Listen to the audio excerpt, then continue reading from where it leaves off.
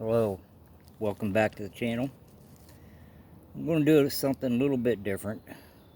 It occurred to me that a lot of strange occurrences have happened to me over the years.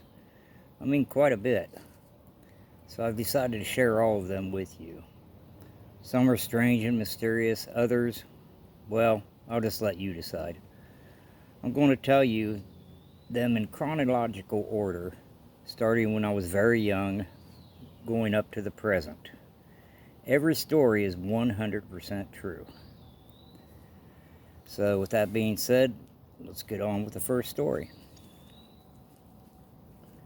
Back sometime in the 60s, I was a young boy, probably around 5 or 6 at the time. I constantly had bad nightmares. I remember usually it was about this haunted house. I'm not exactly sure it was haunted because in my dreams I never actually entered the house. I would just be walking through the woods at night, and it would always be stormy. After walking through the dark woods, I would come out to this huge clearing, and right in the middle of the clearing was this two-story haunted house. The house itself was painted black, but it was all peeling and everything. When I came out of the woods, the house was still about 100 meters away, and for some reason, I always had to get to this house. I'd walk all the way through the field up to the house, and as I walked up on the wooden porch, it creaked under my weight. And as I reached up to knock on the door, it quickly swung open and I heard this evil laughter. That was it for me. I would awaken screaming. My mother and father would rush into my room, turn on the light and comfort me. This went on for quite some time. Usually pretty much the same dream.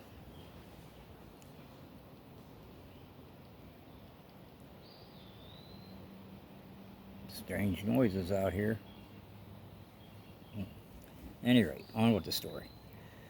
We lived in a two-story house. My older brother and I shared one of the bedrooms, and of course my mother and father in the other.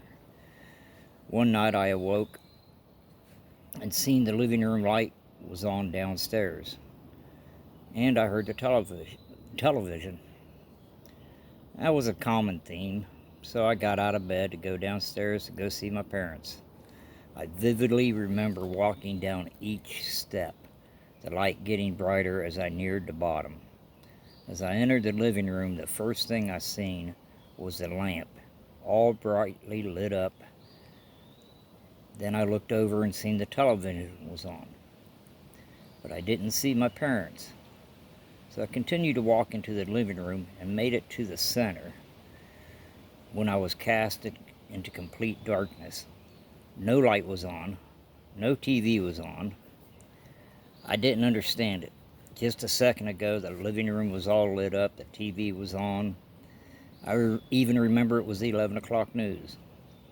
Now, 1 second later, I was surrounded in complete darkness. Once again, that was enough for me. I started crying and screaming because I was so scared. My young mind couldn't comprehend what was going on. Then I seen the stairs light up, and then the living room light came on, and there was my parents, once again to my rescue. That ended up being the last straw. My mother, being a devout Roman Catholic, wanted to contact the church because she believed me to be possessed. My father, with a more clearer head, decided to make a doctor's appointment. When the appointment came time, I remember walking down the hallway of the hospital with my parents and older brother. We were led into one of the rooms. In the room was a bed and a single table. On the table was this box-looking machine, and connected to it was about a dozen wires, and on the end of these wires was needles. They looked like they was about 2 inches long to me, but in reality they was probably only about a quarter inch long or so. The doctor explained that he was going to insert these needles into my head, and I was to lay perfectly still and go to sleep. So I lay down and each needle was inserted into my head. It hurt, but it wasn't severe pain. but it was very uncomfortable. The light was turned off and everyone left the room, but I left the door open so there was still plenty of light. I just laid there, and at some point I fell asleep. The next thing I knew, I was being awoken and it was time to go home. I remember anticipating the upcoming night. I was told I was all better and I wouldn't have any more bad dreams. And that was a fact. I didn't have any more bad dreams. I didn't have good ones either. Whatever they did to me that day left me unable to have dreams anymore for many, many years. Since then, I can count on one hand the dreams that I've had. I'm in my 60s now. So it worked, but it wasn't foolproof. That's it for now. The next story that I'm going to tell you about was the first time that I saw a cryptid. And if you enjoyed listening to this, please share, like, and subscribe.